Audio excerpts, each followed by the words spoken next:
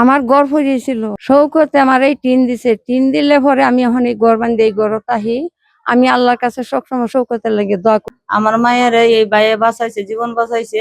5 bag রক্ত লাগবো, দেয়া জীবন বাঁচাইছে। আমি আজকা 8 বছর ধরে শৌকত ভাইয়ের আন্ডার থেকে আমি ব্লাড 200-র বেশি সার্ভিস ও ফিচারে লেনদেনের সব বিকাশ অ্যাপে সম্ভব। গ্রহণ করতেছি। আমি থ্যালাসেমিয়া রোগী, তারা যদি আমার ব্লাড না দিত, সহযোগিতা না করতো, তাহলে আমি কবেই মারা যাইতাম। তারা আমারে সব সময় নিয়ে দৌড়াদৌড়ি করে, সব সময় তারা আমারে ব্লাড দিতেছে, সহযোগিতা করতেছে। আমার হাতে টাকা না থাকলেও তারা ব্যাগটা কিনে আমারে দেয়, ব্লাড দিয়া তারা আমার এই পর্যন্তই বাঁচায় রাখতেছে। আমি সৈকত সরকার, প্রতিষ্ঠাতা সভাপতি এসবি রক্তদান সমাজ কল্যাণ ফাউন্ডেশন। 2018 সালে এই দুর্গাপুরের কথা ভেবে আমি দুর্গাপুর এসবি রক্তদান ফাউন্ডেশন প্রতিষ্ঠাতা করি।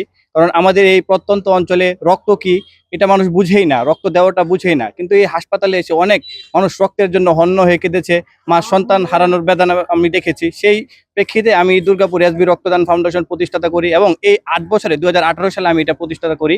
এই 8 বছরে এই 2026 সাল পর্যন্ত এই 8 বছরে আমি 3100 ব্যাগের উপরও রক্তদান করেছি এবং দুর্গাপুর করোনাকালীন সময়ে দুর্গাপুর বিনামূল্যে অক্সিজেন সেবা দিয়েছি, বন্যা কবলিত মানুষদের ত্রাণ দিয়েছি, শীতার্ত মানুষদের শীতবস্ত্র বিতরণ করছি। এবং ইতিমধ্যে আমাদের একটি প্রোগ্রাম চলছে, দুর্গাপুর উপজেলার 48টি স্কুলে আমরা মাদকমুক্ত সেমিনার করছি, যেখানে আমাদের এই প্রত্যন্ত অঞ্চলে মাদকের সমস্যা প্রচণ্ড সমস্যা। সেই সমস্যা রোধের জন্য এবং মানুষকে সচেতন করার জন্য আমরা প্রতিনিয়ত বিভিন্ন জায়গায় সেমিনার করে আসছি। এবং আমাদের ভবিষ্যৎ পরিকল্পনা হচ্ছে আমরা খুব শীঘ্রই আমাদের একটি দুর্গাপুর একটি অনাথ আশ্রম হবে এবং মানসিক ভারসাম্যহীনদের আশ্রম হবে, যাদের আমরা নিজ হাতে পরিষ্কার পরিচ্ছন্ন করব এবং তাদের জন্য আমরা সেবা করব। আমাদের 13 জন থ্যালাসেমিয়া রোগী আছে, যাদের আমরা প্রতিনিয়তই আমরা মাসে 2-3 বার রক্ত দিতে হয় এবং আমরা 4-5 বছর যাবৎ আমরা তাদেরকে রক্ত দিয়ে আসছি। আমরা চাই সকলেই রক্তদানে এগিয়ে আসুক। দুর্গাপুর উপজেলায় এইচবি রক্তদান ফাউন্ডেশন এর সভাপতি সৈকত সরকার। ও বিভিন্ন সামাজিক মূলক কার্যক্রমের সাথে সে সম্পৃক্ত। আমরা জানি যে বাল্যবিবাহ থেকে শুরু করে অন্যান্য যে কার্যক্রম রয়েছে সে একদম স্বতঃস্ফূর্তভাবে অংশগ্রহণ করে এবং আমরা মাদক মুক্ত এবং বাল্যবিবাহকে না করি সেই বিষয়ে তারা বিভিন্ন স্কুল শিক্ষা প্রতিষ্ঠানে তারা কার্যক্রম পরিচালনা করে। এছাড়া রক্তদান ফাউন্ডেশনের যে কার্যক্রম রয়েছে, আমরা যখনই যদি এই দুর্গাপুর উপজেলা স্বেচ্ছায় কারো রক্তের প্রয়োজন হয় সেখানেই সৈকত পৌঁছে যায়। আমরা দেখি ওর কার্যক্রমগুলো। ওকে আসলে ধন্যবাদ জানাচ্ছি, কারণ আসলে এই সামাজিক কার্যক্রমের মাধ্যমে দুর্গাপুরের যে সাধারণ জনগণ আছে তারা অনেক স্বস্তিতে থাকে। এসবি রক্তদান ফাউন্ডেশন প্রতিষ্ঠার মাধ্যমে একটা সময় আপনার জেনে থাকবে যে দুর্গাপুর স্বাস্থ্য কমপ্লেক্সে কোনো রক্ত সঞ্চালন হতো না। রক্ত দেওয়ার জন্য রোগীদেরকে সুদূর ময়মনসিংহে যেতে হতো। এতে কিন্তু অনেক মুমূর্ষু রোগী কিন্তু মারা যেত।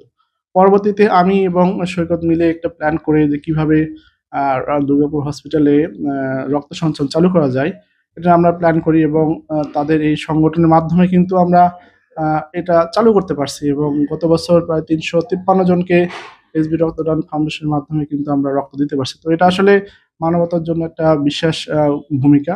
এইরকম একটা সংগঠন যার মাধ্যমে অনেক দুস্থ রোগী যারা আসলে কেউ থাকে না, তাদেরকে কিন্তু আমরা দুর্গাপুর হাসপাতালে যখন আসে তাদেরকে আমরা যখন বলি যে রক্ত দিতে হয়, তখন আকাশ থেকে পড়ে যে আমরা কিভাবে কি করবো। তখন কিন্তু তারা ছায়ের মতো এসবি রক্তদান ফাউন্ডেশনের ওরা এসে তাদেরকে যা কিছু করার সবকিছুই করে।